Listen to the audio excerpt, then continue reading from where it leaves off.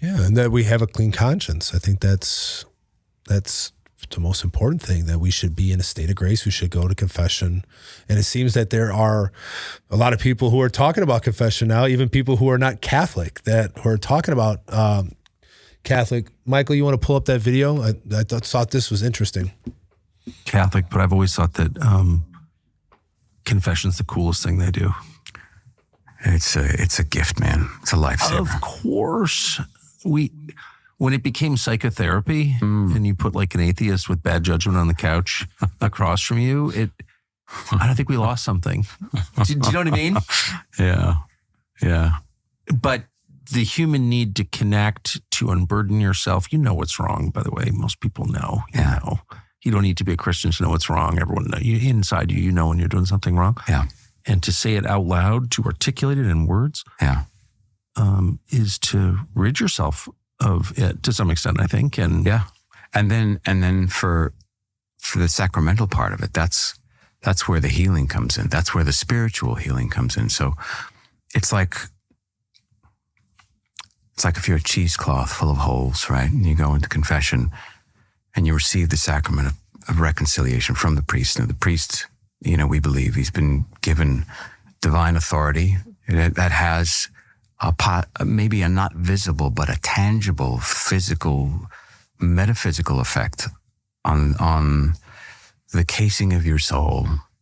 And it's like mending the little holes. Every confession is like you're closing up those holes and restoring that connection with God in a way that is essentially repairing your soul.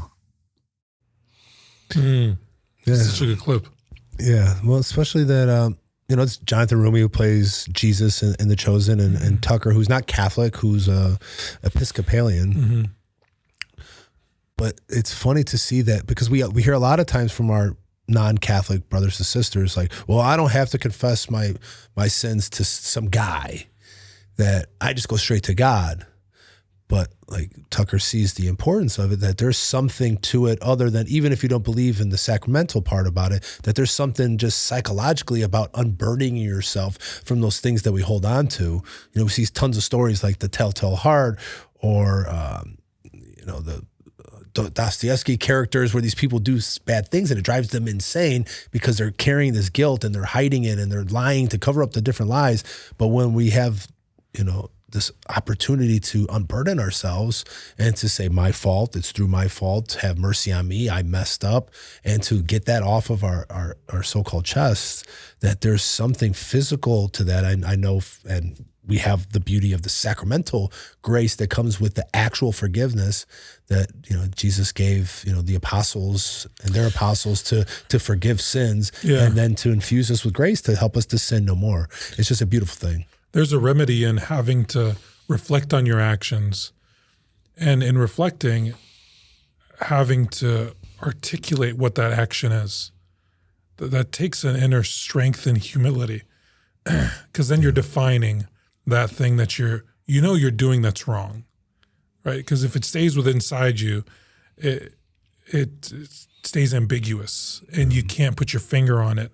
And if you can't put your finger on it, you can't choose that which is good in opposition to it. So that's the first thing that the sacrament of confession does. It forces you not only to think, but to put into words, identify that which is destructive to you and to your relationship with God and to others, right? Because that's what the sacrament of confession does. In receiving absolution, I'm not only reconciled to God, I'm reconciled to my brothers and sisters. Because sin doesn't affect just you; it affects There's no just private sins. Yeah, that's the first thing.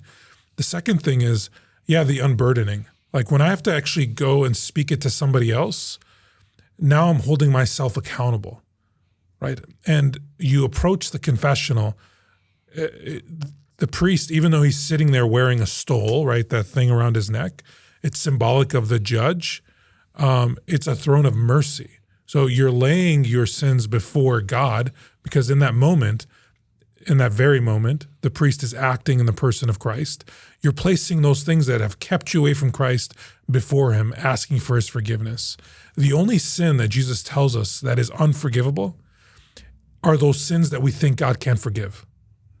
If we think that there's something that, I'm such a great sinner, I keep doing the same thing over and over again, there's no way God's going to forgive me, that's the sin that you're going to be judged on, because you've placed limits on God's mercy. That's something we can never do. So never tire, Pope Francis tells us, of approaching God and seeking his forgiveness. So the second thing is, you unburden yourself, then I place my sins before God, knowing that he loves me more than my sins. And then in receiving absolution, I walk away. It's like I no longer need to carry anxiety over my sins with me. I'm freed from that, from needless worry, right? We say that in Mass. I've received what, God being the divine physician knows what we need. So in reflecting and in articulating, it's a self-remedy for myself. In receiving absolution, God, the divine physician, he heals me by granting me certitude that I have been forgiven. Through the words of absolution, I know without a shadow of a doubt that I have been forgiven, that my slate has been wiped clean, right? That those sins no longer are bound to me, keeping me from God. I go and I do penance. I make up because God is also just, right? There's scales that have been tipped. And I do my part in the sacrament. I participate in God's grace because it's his grace that forgives me by doing that penance. But then I can walk away certain that I've been forgiven. That certitude doesn't come when it's just me in my room, when it's just me and just going straight to Jesus. Does Jesus hear me? Yes. Jesus isn't bound by the sacraments. But do I have that certitude that I actually confessed it, that I actually spoke it, that I held myself accountable to it? Do I have that certitude that, yes, God has forgiven me? And Jesus knows this. That's why you alluded to, he turns to the apostles and he says, whatever you bind in heaven, whatever you bind on earth is bound in heaven, whatever you loose on earth is loosed in heaven. He knew that we needed that authority. And that authority is demonstrated through our priests who act in Jesus' very person.